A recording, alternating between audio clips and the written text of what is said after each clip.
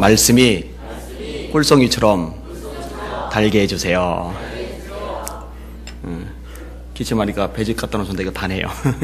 바꿔서 할까요? 배즙처럼 달게 해주세요. 그렇게 할까요? 옆 사람하고 축복해 주세요. 말씀이 배즙처럼 단복 받으시길 바랍니다. 아멘. 말씀이 달아야죠. 어떤 그리스도인이 참 열심히 충성되게 사명을 잘 감당을 해요. 그래서 당신은 왜 이렇게 주님에서 헌신적으로 충성되게 인생을 살아갑니까? 그래서 그분이 자신이 과거에 들었던 한 목사님에 대한 예화 얘기를 끄집어냈어요. 아마 여러분들도 들으신 기억이 있을지 모르겠어요. 어떤 연세 많으신 목사님이 천국에 갔대요. 그러더니 천사가 하여튼 다이아몬드가 아주 휘황찬란하게 박힌 기가 막힌 금연류관을 딱 보여주더래요. 이거 내 건가 보다 했더니 그게 아니에요. 천사가 이렇게 말을 하더랍니다. 이것은 당신이 젊었을 때 당신을 위해 만든 면류관이요. 하지만 당신은 당신의 삶을 주님께 완전히 바치기를 거부했기 때문에 이 면류관은 이제 당신 것이 아니요.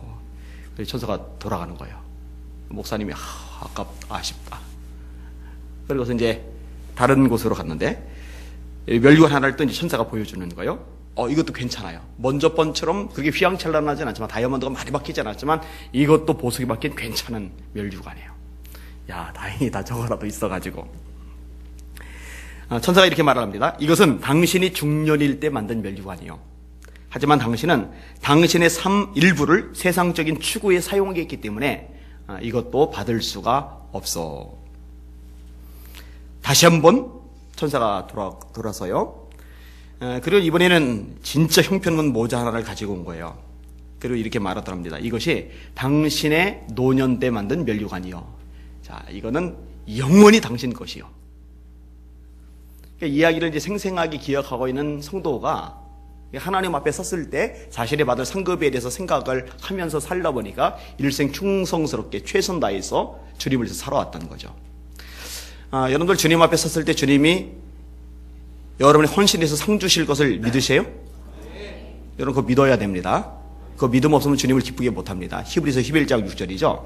믿음이 없이는 기쁘시게 못하나니 하나님께 나가는 자는 반드시 그가 계신 것과 또한 그가 자기를 찾는 자들에게 상 주시는 이심을 믿어야 할지니라. 갚아주신다니까요. 착하고 충성된 종아, 네가 작은 일에 충성하였으며 내가 많은 것으로 네게 맡기리니 네 주인의 즐거움에 참여할지어다. 달란트 비유인데 예수님이 승천하셨다가 재림하시는 것을 비유로 말씀하신 거잖아요. 승천하셨는데 그동안 우리에게는 달란트가 남겨져 있어요. 이 달란트는 묻어두면 안 돼요. 쓰라는 거예요. 찬양 잘하는 사람은 찬양팀으로 찬양대로 서야 돼요. 묻어두면 안 돼요. 음식을 잘 만드시는 분들은 주방에서 음식 만드는데 그 솜씨를 쓰세요. 나는 깨끗하게 만드는 은사가 있다. 청소하는데 그 솜씨를 쓰세요. 나는 사람 토닥거리고 위로하고 격려하는 걸 잘한다. 그게 재능이다. 그게 달란트다. 그러면 사람들 찾아다니면서 화해자의 삶을 사세요. 나는 힘들고 병들고 쓰러진 사람 보면은 불쌍해서 못 견디는 마음으로 그들 보듬안고 보살피는 것 이거 잘한다. 그러면 그 일을 하시면 되는 거예요. 묻어두면은 절대 안 돼요. 악하고 게으른 종아, 악하고 게으른 종아, 바깥 어두운 데 쫓겨나 이를 갈며 슬피 울미 있으리라. 이 한 달란트 받은 사람에게 주님께서 주셨던 말씀이거든요. 하나님 앞에 헌신한다는 거 쉬운 일이 하지만 그만큼 가치 있는 일입니다. 주 앞에 헌신하는 충성된 일꾼 되시기를 예수님의 이름으로 축원합니다. 좋은 일꾼들이 되셔야 돼요. 헌신하기 어렵게 만드는 장애물들이 많이 있어요. 예를 들면 시간적인 거. 여러분 시간 내기 힘들잖아요. 시간적인 거 참 힘들어요. 현대인들은요. 우리 교인들 쉬는 사람들이 없습니다. 대부분이 일을 하죠. 시간이 쪼들릴 수밖에 없죠. 또 물질적인 문제도 있죠. 또 내 마음을 끄는 잡다한 것들이 하나님 헌신하지 못하게 가로막기도 해요. 그럼 세상에 하고 싶은 거 내가 만나고 싶고 어울리고 싶고 껴들고 싶고 그런 것들이 있어요. 그런 것들을 하다 보면은 주님을 위해서 이제 일하기는 이제 힘들어지는 거죠. 또 지치고 힘든 삶의 과정도 마찬가지입니다. 주님을 위해서 살고 싶은 마음이 없는 건 아니에요. 있어요. 있는데 피곤한 거예요. 힘들어요. 그냥 쉬고 싶어요. 그냥 따뜻한 이부자리에 앉아서 아니면 소파 기대고 앉아서 리모컨 들고서 단추 하나에 3개가 막 왔다 갔다 하잖아요. 그 들여다보고 싶은 마음이 들 수도 있는 거예요. 여러분, 기도원의 300용사들 보니까 피곤하나 쫓으며라고 되어 있잖아요. 근데 보통 피곤하면 쫓기가 힘들어요. 피곤하면 그냥 주저앉아 쉬고 싶어지죠. 또 스트레스 받게 하는 일들도 많아요. 마음이 나뉘는 거죠. 이런 잡다한 요인들이 우리가 충성하는 것을 가로막게 만들어 버립니다.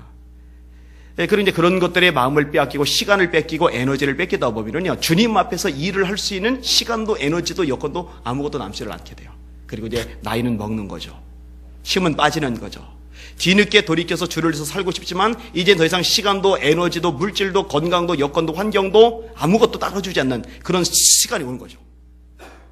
그때가 되기 전에 힘 있을 때, 건강 될 때, 여유 있을 때, 물질 될 때, 그때 주를 위해서 사실 수 있기를 주의 이름으로 축원합니다. 그게 지혜고 그게 복이란 말이에요. 그런 삶을 사는 사람이 아름답죠. 특별히 저는 여기 있는 여러분들의 영의 눈이 밝아지기를 원합니다.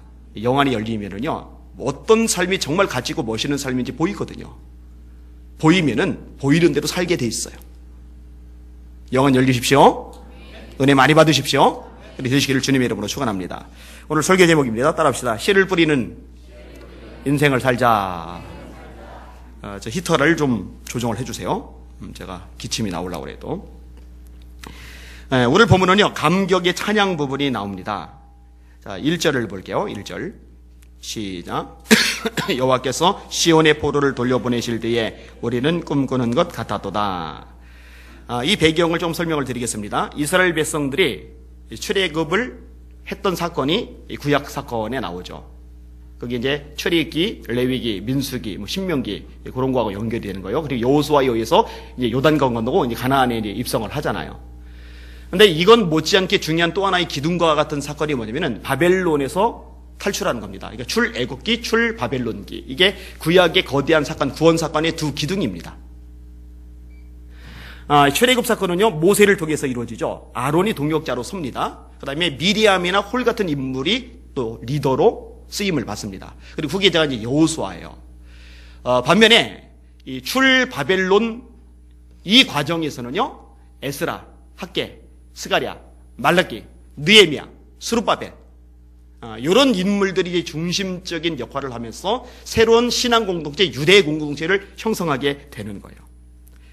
근데 바벨론에는 제국의 나라를 빼앗기고 주권을 빼앗기고 70년간 포로 생활을 하다가 고향에 돌아온다라는 것이 이제는 불가능하다고 느껴졌을 때, 바로 그때 하나님이 예레미야를 통해서 예언하신 대로 70년 만에 바벨론이 멸망을 당하면서 고레스 왕에 의해서 칙령이 선포되고, 그 칙령의 내용이 뭐냐? 너희 유대인들은 이제 예루살렘으로 돌아가도 좋다 라는 내용이었어요. 이게 기적이 일어난 거예요. 도대체 불가능한 일이 발생을 한 거예요. 그걸 얘기하는 거예요. 여호와께서 시온의 포로를 돌리실 때 우리가 꿈꾸는 것 같았도다. 이거 안 될 것 같았거든요. 불가능해 보였거든요. 이건 도대체가 있을 수 없는 일이라 생각되는데 그 일이 현실화되니까 벅찬 거예요. 꿈꾸는 것 같은 거예요. 야, 이거 뭐야? 어떻게 이게 가능하지? 이런 생각이 드는 거죠. 이런 고백이 드는 거죠. 당연히 감사와 찬양이 넘치죠. 2절이 있습니다. 시작. 그때에 우리 입에는 웃음이 가득하고 우리 혀에는 찬양이 찼었도다. 아멘. 예, 거기까지만. 그리고 또 어떻게 고백하느냐? 3절 보세요. 시작. 여호와께서 우리를 위하여 큰 일을 행하셨으니 우리는 기쁘도다. 큰 일을 행하셨어요. 큰 일. 잊지 않고 있는 거죠. 이 일을 행하시는 분이 누구시라고요? 하나님. 여러분, 역사를 움직이는 것은 제가 수없이 반복합니다만 유명한 위대한 왕들이나 대통령들이 아닙니다. 오바마가 아니고 시진핑이 아니고 아베가 아니고 메르켈이 아니고 푸틴이 아니고 역사를 움직이는 분은 딱 한 분, 하나님 뿐이세요. 여러분, 장기 드세요? 장기? 이 장기에서 정말 중요한 건 왕이죠. 왕. 그 왕을 지키기 위해서 사 2개가 있잖아요. 그죠? 그리고 포고, 차고, 마고, 상이고, 쪼리고 간에 전부 다 왕을 보호하려고 그래요. 왕이 최고예요. 왕 잡히면 끝나는 거니까. 근데 왕이 최고가 아닙니다. 사실은요. 장기를 두는 사람이 최고입니다. 장기 두다 말고 다 뒤집어 엎으면요, 왕이고 쪼리고 사고 상이고 말이고 다 와장창이에요. 와장창. 자기들끼리 볼 때 왕이 중요하고 사는 좀 덜 중요하고 졸은 좀 별볼이 없고 이렇게 보이는 거지. 사실은 이 사람, 장기들은 사람 편에서 보면은 다 장난인 거예요. 이건 뒤집어 엎을 수 있어요. 사람들이 볼 때 뭐 대통령, 뭐 큰 나라, 선진국, 후진국 따지는 거죠. 하나님 앞에서 보면은요, 다 아무것도 아닌 거예요. 왕이든 사든 쪼리든 마음대로 움직일 수가 있는 거예요.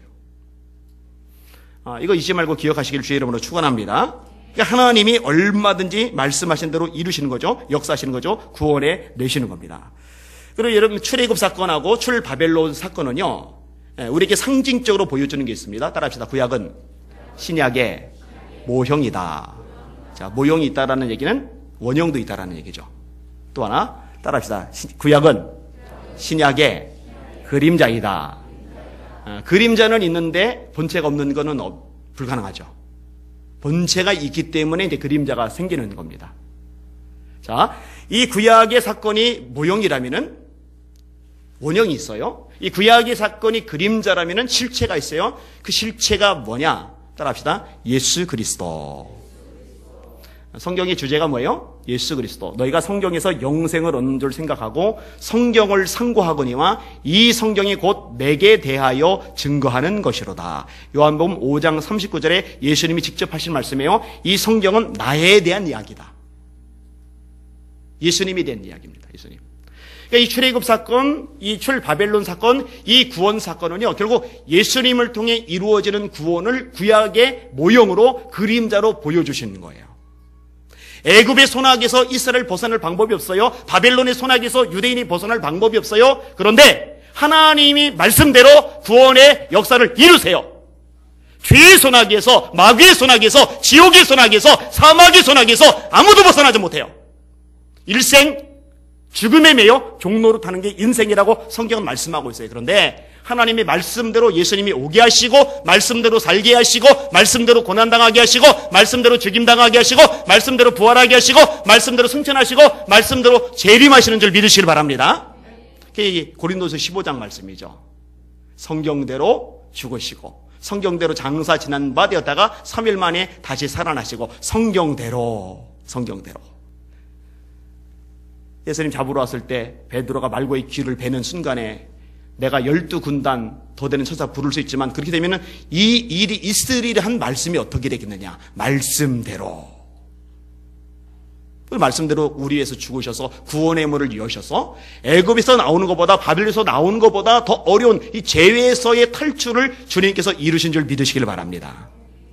그러면은요, 여러분도 감격해야죠. 주께서 나를 위해 큰 일을 행하셨구나.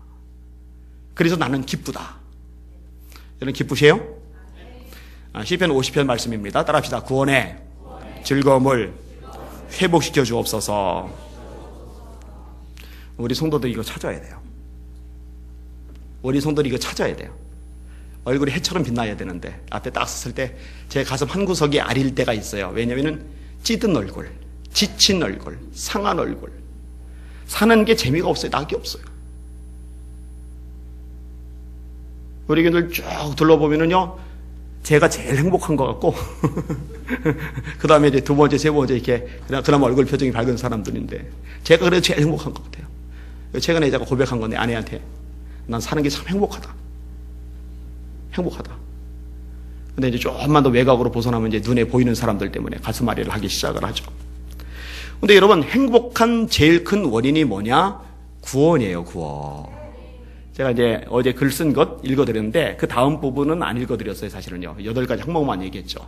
9번째, 이면서 본질적인 게 뭐냐? 가장 큰 감사의 요인은 내가 하나님의 아들이라는 것. 예수님이 내 구주시라는 것. 여러분들 마찬가지잖아요. 그 감격이, 그 기쁨이 여러분에게 넘치시기를 주님의 이름으로 축원합니다. 그렇게 하셔야 돼요. 자, 이렇게 기쁨과 감격 속에 놓여있는 하나님의 백성들이 헌신의 결단을 합니다. 이들에게 남아있는 과제가 있어요. 그 과제가 큰 겁니다. 첫 번째 과제가 뭐냐면요, 아직 바벨론의 포로 생활하고 있는 나머지 사람들, 그들이 되돌아오는 것. 우리는 구원받았지만 아직 구원받지 못한 사람들 있잖아요. 그들도 같이 구원받는 것. 예수님의 표현대로 하면은 이 우리에 들지 아니한 다른 양들, 그들도 이 우리 안에 들어오도록 하는 것. 예수님의 직접적인 표현으로 따지면은 지상명령, 너희는 가서 모든 족속으로 제자를 삼아 아버지와 아들과 성령의 이름으로 세례를 주고 내가 너에게 분부한 모든 것을 가르쳐 지키게 하라. 예수 믿고 구원받아 이 구원의 감격, 웃음이 입에 가득하고 하나님의 놀라운 일을 행하셨다고 찬양을 해야 되는데 뭔 일이 일어났는지도 모른 채 찬양도 기쁨도 감격도 없이 사는 수많은 세상 사람들, 그들도 같이 구원받게 만드는 일이 아주 중요한 일이죠. 여러분, 이 일에 관심 갖고 이 일에 헌신하고 이 일에 싸우실 수 있기를 주님의 이름으로 축원합니다. 그렇게 하셔야 돼요. 그 다음에 두 번째 큰 과제가 뭐냐면요, 자, 예루살렘에 돌아오기는 했는데 예루살렘이 무너졌어요. 성전이 무너졌어요. 황폐화되었어요. 이거를 재건해야 됩니다. 여기는 문제들이 많이 있어요. 어떤 문제들이 있느냐? 가지고 있는 게 없는 거예요. 목회자들이 제일 많이 늙을 때가요, 교회 건축할 때랍니다. 친구들 만나면 제가 최 장로님 얘기를 할 수 없이 하게 돼요. 하는 수밖에 없어요. 왜냐면 장로님이 저를 대신해서 늙어주셨거든요. 저는 정말 속편하게 건축을 했어요. 그래서 제가 친구들 보고 그런 얘기를 해요. 교회 건축하거들랑, 그리고 솜씨 있고 역량 있는, 그리고 믿을만한이 반드시 들어가요. 믿지 못할 사람도 있어요. 중직자들 중에도. 돈 개입되면은요, 마음 변하는 사람 있어요. 왜냐면 그런 사람 세면 그 사람 영혼 망해요. 비참해져요. 그러니까 믿을 만한 사람. 그렇죠? 그러면은 맡기고 웬만하면은 손 떼고 격려만 해주라고. 근데 이제 자기가 이제 교회 건물 짓는 전문가가 아닌데도 다 이게 간섭하다 보니까 그것 때문에 괜히 충돌도 생기고 스트레스 받고 늙고 병나고. 그건 전문가한테 맡기고 필요한 것만 얘기하면 되는데, 저는 제가 간섭한 거는 몇 개 안 돼요. 저 뒤에 있는 문이 지금 널찍하잖아요. 처음에 이 콘크리트 이렇게 다 쏟아 부었는데 보니까 이게 좁아요. 그래서 이거 왜 이렇게 좁냐고, 이거 이렇게 하면 안 된다고 장로에게 말씀드려가지고 다 이미 부은 것을 뒤늦게 막 이렇게 해머로 막 때려가지고 부셔가지고 그래서 이제 저걸 넓힌 거예요. 그 다음에 요거 이거 좀 조그맣게 했던 거, 이거 조그맣게 하면 안 된다고, 이거 큰 걸로 해야 된다고. 이런 거 이제 몇 가지 제가 담임 목사로서 보완해야 될 것들. 그리고 이제 건축한 다음에 저기 방송실 앞에 원래 유리로 다 먹었던데 유리 다 뜯어냈거든요. 유리가 있으면 방송실 안에서 소리 잡는 게 힘들어요. 유리에 다 막혀가지고. 근데 때리면은 여기는 소리가 직접 들어가니까 잡을 수가 있어요. 요런 이제 몇 가지 빼고는 이제 맡긴 거잖아요. 근데 아무리 그렇게 했다고 하더라도요, 전혀 피마르지 않았다. 신경 안 썼다. 그거는 이제 불가능하죠. 저는 이제 온종일 금식을 못하니까 한 끼 내지 두 끼씩 금식을 해가지고 한 11kg가 제가 빠졌었죠. 우리 성도들도 열심히 기도를 했었고. 요만한 건축하는 것도 정말 애를 쓰는데, 멸망당했던 도시, 완전히 불타버렸던 그 도시 하나 전체를 다시 회복시킨다. 이거는 보통 일이 아닌 거예요. 성전을 다시 짓는다. 이거는 보통 일이 아닌 거예요. 참 고민인 거죠, 고민. 자, 이런 와중에 이들이 하는 것이 두 가지가 있어요. 두 가지가 뭐느냐?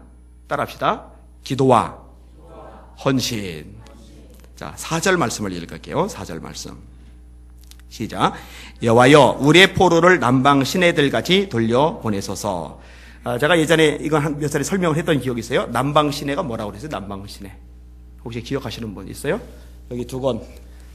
저는 이제 문제 맞힌 사람, 4사람에게 선물 주려 했는데 2사람밖에 못 맞춰서 아직 2권이 남았는데.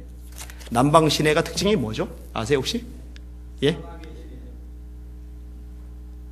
말해봐, 요하나. 사막인데 고기 때 생기는 걸로써 그래요. 너 이거 하나 줄게. 이따 이거 가져가. 가져가고. 원래는 강물이 아니에요. 원래는 시냇물이 아니에요. 그냥 형태만 띄고 있어요. 그런데 우기철이 되었을 때, 가을이나 겨울에 비가 많이 내리는 그 시기가 있어요. 그 우기철이 되었을 때 일순간에 이 물결을 형성을 하는데 그 물살이 굉장히 빨라요. 그러니까 우리의 포로를 남방 시내들 같이 돌리소서라는 얘기는, 지금 남아있는 백성들이 있는데, 묶여있는 사람들이 있는데, 자유가 필요한 사람들이 있는데, 그들이 자유를 찾게 해주세요. 구원받고 해방받게 해주세요. 라고 기도를 하는데, 남방 시내들 같이 되게 해주세요. 라는 얘기는 급속하게, 아주 빠르게, 그들도 우리처럼 자유의 몸이 되게 주시옵소서. 이런 제목의 기도를 올리는 겁니다. 지금 찬양대 헌신 예배인데 찬양대가 해야 될 중요한 역할 중에 하나가 뭐냐면요, 눌린 사람을 자유케 하는 일입니다. 묶인 영혼들을 풀어내는 일입니다. 사단의 모든 사슬과 속박을 깨트리는 일입니다. 그래서 설교자가 말씀을 전하기 전에 이미 사전 작업이 찬양을 통해서 다 이루어져야 돼요. 따라서 이 찬양하는 사람들은 기도자들이 되어야 합니다. 여러분, 다윗은 찬양 목숨 걸었던 사람이죠. 그런데 단순하게 노래를 부르던 사람이 아닙니다. 다윗은 기도자입니다. 기도자 찬양자는 같이 가야 돼요. 기도자인 다윗이 찬양을 하니까요, 귀신이 도망가요. 여러분, 세상 살면서 이리저리 찢기고 상처 입고 지치고 시달리고 악한 영들에게도 또 힘들었던 이런 사연들을 가지고 올 수도 있어요. 그런데 찬양 속에 성령의 능력이, 성령의 권능이 살아 역사를 하면은요, 이런 모든 묶였던 것들이 풀려지는 거예요. 자유로워지는 거예요. 우리 찬양대에 이런 능력이 있으시길 주의 이름으로 축원합니다. 사실 지금 찬양대 헌신 예배지만 찬양팀도 역시 마찬가지예요. 제가 지난 부흥회 때 참 감사하면서 동시에 아쉬웠던 것 중에 하나가 이런 부분이에요. 뭐냐면은, 찬양 인도를 해요. 누군지는 얘기를 안 하겠어요. 찬양 인도를 하는데 어떤 찬양 속에서 성령의 임재하심이 느껴져요. 그러면 이제 거기서는 다른 찬양 더 하려고 할 게 아니라 그 찬양을 집중하면서 찬양 속에 들어가면은요, 정말 강력하게 역사하시는 것을 경험하게 되는데 그걸 딱 끊고 다음 걸로 넘어가요. 그러면서 제가 이제 어떤 생각을 하면, 성령께서 운행하시고 세미하게 말씀하시고 이끌어 가시는 부분들에 대해서 예민하지 못하구나. 그럼 이런 부분은 왜 이렇게 생겼을까? 왜 이렇게 되었을까? 결론은 하나예요. 성령의 임재와 다스림 속에 깊이 들어가 있어야 되는데, 그래야 성령님과 긴밀하게 교통을 하면서 그 인도하심에 따라서 가야 되는데, 여러분, 성령께서 감동하시면은요, 콘티 준비하지 말라는 게, 준비는 다 하지만은 준비했던 거 아무것도 안 하고 한 찬양만으로 끝까지 갈 수도 있어요.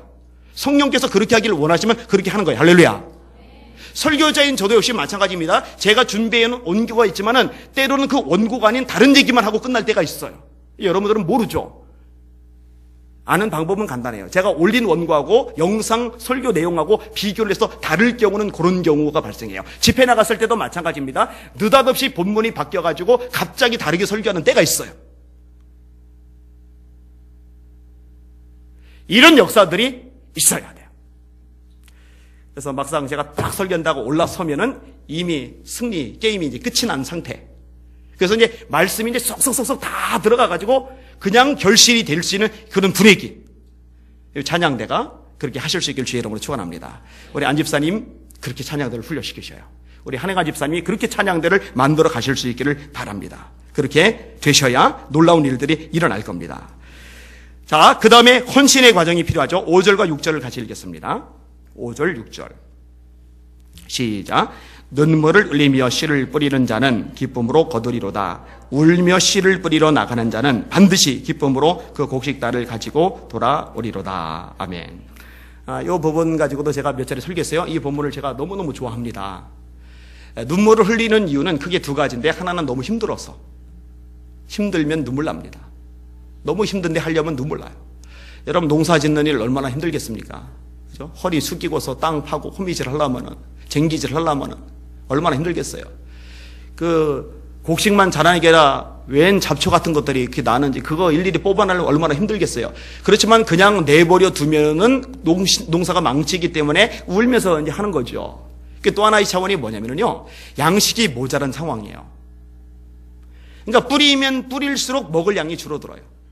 그래서 여기와 관련된 얘기가 있잖아요. 남편이 이제 씨를 뿌리는데 아내가 따라오면서 이제 그만 뿌려요. 우리 애들 먹을 것도 좀 남겨놔야죠. 이제 그만 뿌려요. 우리도 그래도 먹고 살아야죠. 물만 타서 멀겋게 해서 계속 그렇게만 먹고 살 수는 없잖아요. 울면서 말리고, 남편은 그는 우는 아내 그래도 뿌려야 나중을 기약을 할 수 있으니까 우는 아내 보면서 자기도 울면서 그래도 더 뿌리고.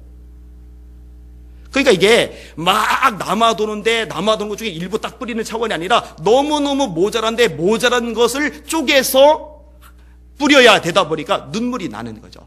여러분, 헌신이라는 거는요, 내가 막 시간이 남아돌아요. 돈이 막 남아돌아요.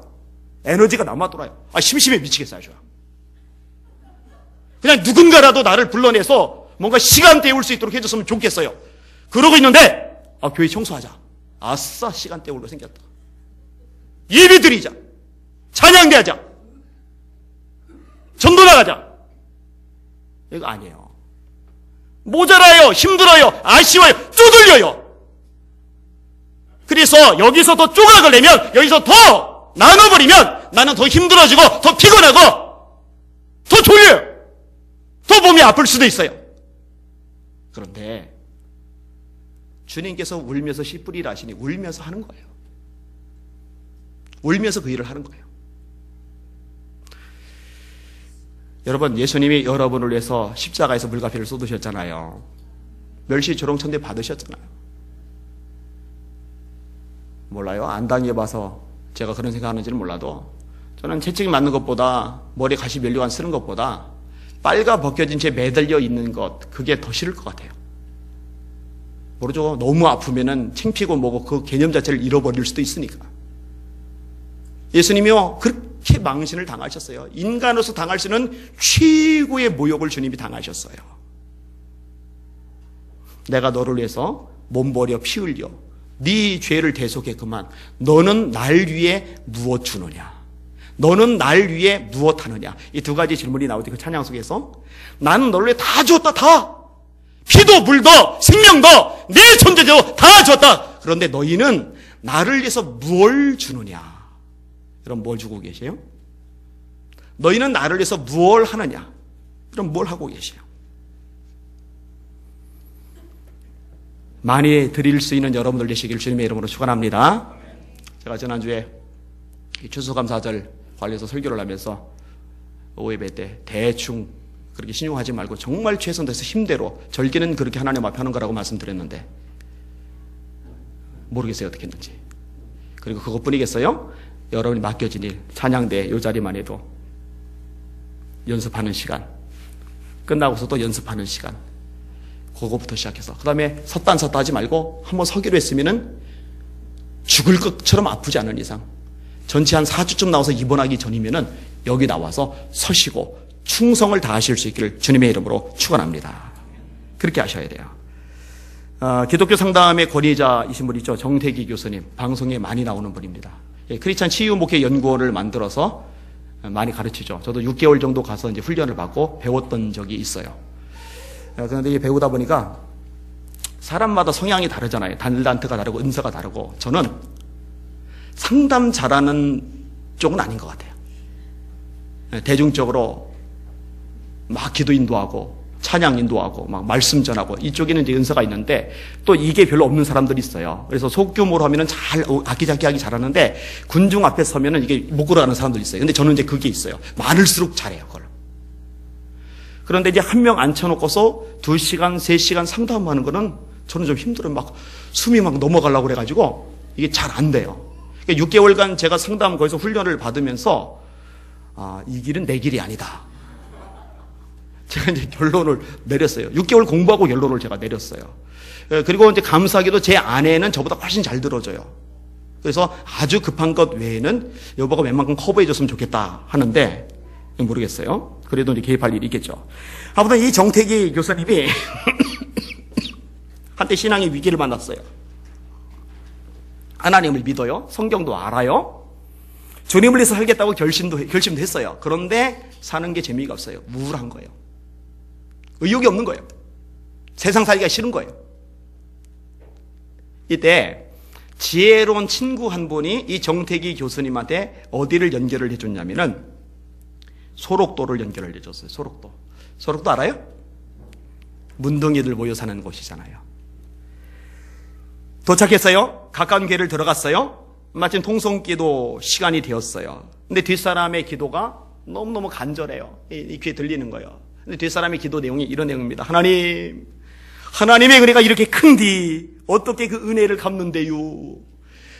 근데 이 기도가요 계속 반복되는데 연볼 외우듯이 반복되는 게 아니라 감격 속에서 반복. 하나님, 하나님의 은혜가 이렇게 큰디 어떻게 그 은혜를 갚는데요? 그러니까 이 정태기 교수님이 궁금한 거예요. 도대체 이 사람은 뭔 복이 많아서 그렇게 은혜를 많이 받을까 하고 뒤를 보다 보니까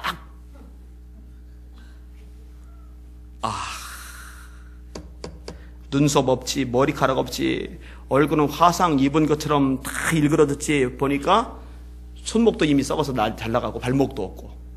그러니까 문둥 환자 중에서도 중증이에요.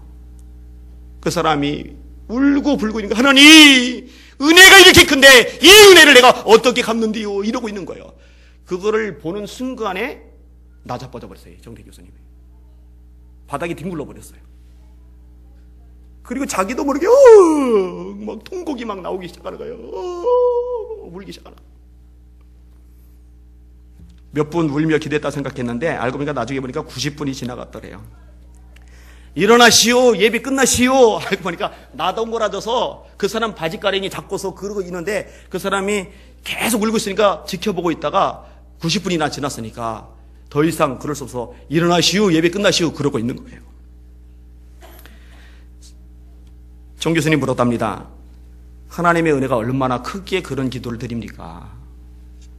그 사람이 밝은 소리로 이렇게 대답합니다. 제가 문둥병이 드니까요, 아내도 저를 떠납디다. 자식들도 저를 떠납디다.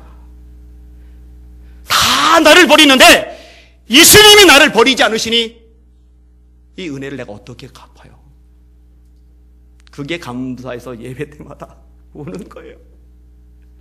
다 버리는데, 다 떠나는데 나를 버리지 않는 주님, 나를 떠나지 않는 주님, 여전히 나를 사랑하시고 손님이시고 함께하시고 지켜주시는 그 주님이 고마워서 감사해서 이 은혜를 어찌 갚는데요? 정 교수님의 고백입니다. 인생에서 그렇게 귀한 사람을 만나본 적도 없고 그렇게 사람을 울음나게 만드는 사람도, 그래서 그렇게 많이 울어본 적도 없었다고. 여러분, 저와 여러분은 예수님의 피로 구원받은 하나님의 아들, 딸입니다. 이 은혜를 어떻게 갚는데요? 거기서 출발하는 찬양이 되어야 해요. 내가 그래도 예수님께 교인들 중에 인물이 좀 갖춰져 있잖아. 그러니까 여기 서야 찬양대가 살지. 그런 심보로 찬양대 서면 안 돼요. 내가 그래도 예수님의 성도들 중에 목소리가 그래도 한 꾀꼬리 하잖아? 그것도 아니에요. 아, 주님 감사하다. 너무너무 감사하다. 너무너무 고맙다. 뭘로 이 은혜를 갚을까? 아, 그래. 내게 다행히 좋은 달란트로 목소리를 주셨네. 이걸로 주님을 마음껏 기쁘게 해드려야지. 주님의 마음에 기쁨이 되는 찬양을 실컷 올려드려야지. 그러고 싶어서 찬양하는 우리 찬양들 대원들 되시기를 주님의 이름으로 축원합니다. 나 같은 죄인 살리신 주 은혜 놀라워 이로던 생명 찾았고 광명으로 뒀네. 근죄악에서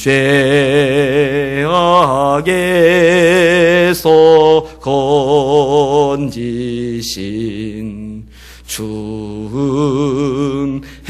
은혜고 마워 나 처음 믿은 그 시간 귀하고 귀하다. 이제껏 내가 산 것도 다 은혜죠. 주님의 은혜라. 이것만도 고마운데 또 나를 장차 본향에 인도해 주시리. 거기서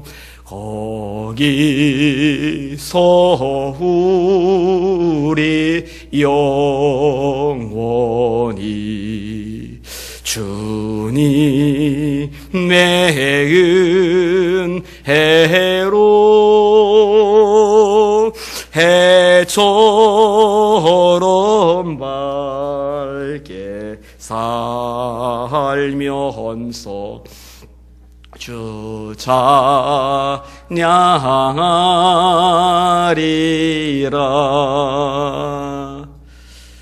뉴턴의 찬양인데 출발이 뭐냐? 나를 구원하신 하나님의 은혜가 감사하다는 것.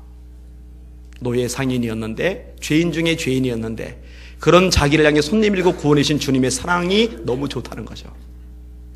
이 감격 속에서 찬양이 나오고, 그 찬양 통해 예배드린 성도들이 영혼을 뒤흔드는 권세 있는 우리 찬양대원들 되시기를 주님의 이름으로 축원합니다. 세상의 절망, 좌절, 눈물, 탄식, 고통, 시달림 속에서 매여있는 이들이 찬양 때문에 자유를 얻고 소망과 행복과 기쁨과 능력을 되찾는 권능의 역사가 우리 찬양대 통해 펼쳐지도록 우뚝 서시기를 예수님의 이름으로 축원합니다. 기도하겠습니다.